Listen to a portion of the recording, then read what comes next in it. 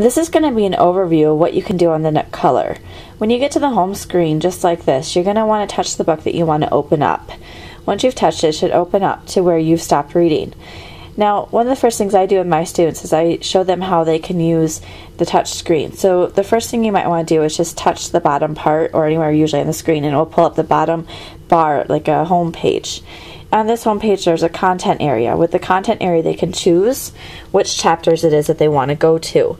This is especially helpful for when they are maybe halfway through the book and it's somehow lost their page.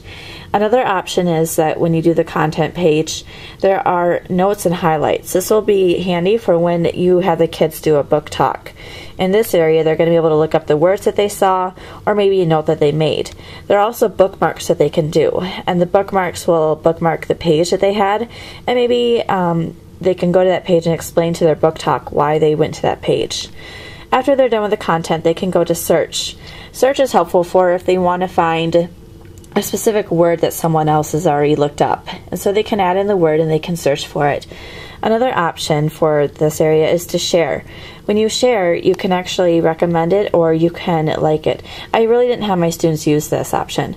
Another thing is the text. This is something the students did use. They can make the words bigger or they can make them smaller. They could also change the background. Right now it's on night, which a lot of them preferred, but you could have done also normal, which will change the screen to a white screen. Obviously it's very different. They can also choose the different sizes. And then finally there's the brightness of the screen, and that they can adapt by saying what they prefer for their own reading ability. After I've showed them the different menu bar down below, then I show them how if there's a word they don't know, they can actually touch it. And as they touch it, it's going to pull it up.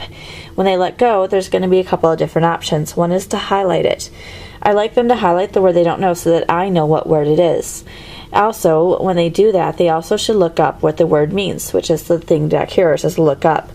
The lookup will be a dictionary. They can look through the different definitions and decide what one works for that word. After they've found what the definition means, they can click on the word again and then they can add a note. When they add the note, they should type in what it means and then post it.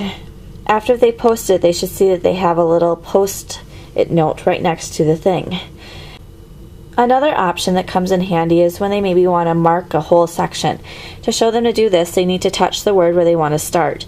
After that, they can use their finger to scroll down however much they want to do. So they want to maybe highlight that area, then they should highlight it. After they've highlighted it, they can actually touch it and they can change the color. I recommended that my kids do different colors for different things, maybe green for vocabulary and blue for a note that they want to make.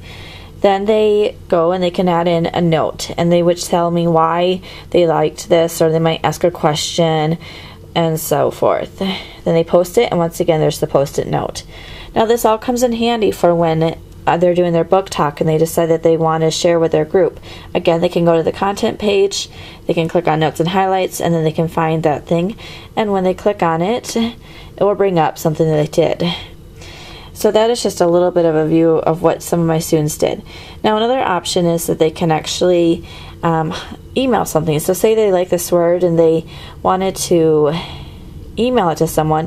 When they bring it up, they can click share. And then with share, they can do at the contacts.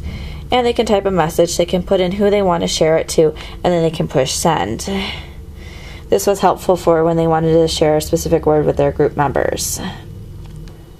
That is just a little bit of an overview of what you can do on the Nook. If you're interested in more, then definitely contact me or get a NOOKcolor yourself and explore around with it. I feel like there's many options that help the kids, especially the dictionary, and it's interesting to see how the results turned out.